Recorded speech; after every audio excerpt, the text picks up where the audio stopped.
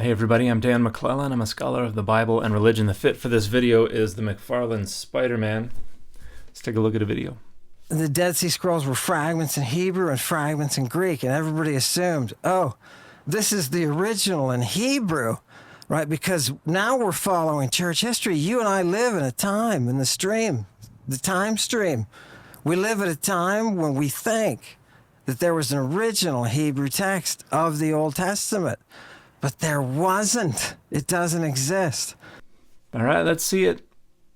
Right? And to show people the Greek, no, what's the proof? What's the proof? The proof is when you read the Septuagint, that is the Greek Old Testament, it does not read as a translation. It reads as an original. It uses Greek idiom. It's like a fingerprint on a language, and it's got Greek. How can you tell it reads Greek as... fingerprints? How do you discern the difference, whether it be an original or a translation? Oh, you can tell. It's easy to tell because colloquialisms don't translate.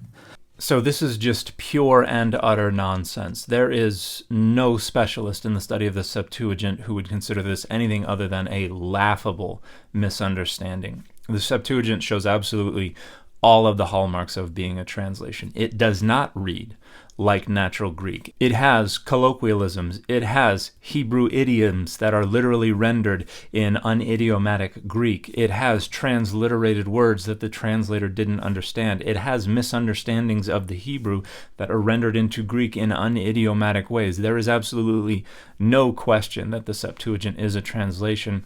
And here are just a handful of texts that go back for decades that have been carefully studying the translation techniques of the Septuagint translators to see what that can tell us about the source texts with which they were working. And I'll give you just one example of a syntactical structure that occurs in Hebrew that does not occur in natural compositional Greek, but that we find in the Septuagint.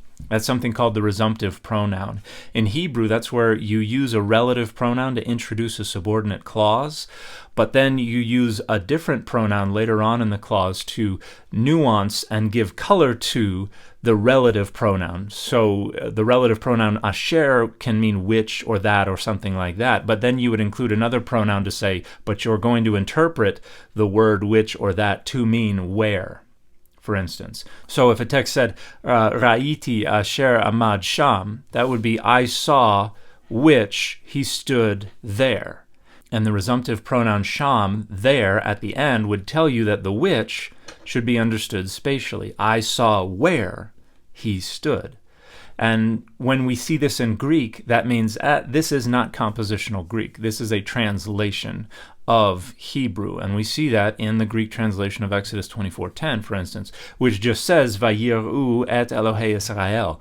They saw the God of Israel. But the Greek translation says something entirely different. It says, Ke idon ton topon hu histiki eke ho theos tu Israel, which means they saw the place where he stood there, the God of Israel. So the where and the there are a literal rendering of the Hebrew resumptive pronoun, indicating that they had that in their Hebrew source text. But you don't have the resumptive pronoun in compositional Greek. So that indicates that this is a translation into Greek from Hebrew, and particularly a very literal one. And we can measure the literalness of the given translator by looking at how frequently they render the resumptive pronoun literally, how frequently they use both the relative pronoun and the resumptive pronoun in Greek, something that should not occur in compositional Greek. If we look at the first 5 books of Moses, the translator avoids the resumptive pronoun 45% of the time in Genesis, 36% of the time in Exodus, 25% of the time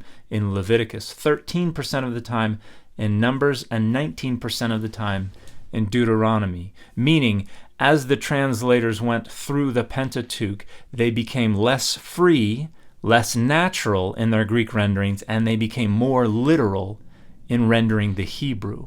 And as you get closer to the end of the Hebrew Bible, you can see it's becoming very literal, and it reaches the pinnacle of literalness in the recensions of the 2nd century CE, which are being hyper-literal to the degree that it's hard to understand the Greek. But the notion that the Septuagint is an original Greek composition that was then later translated into Hebrew, and that's what the Dead Sea Scrolls are, is just absolutely laughable.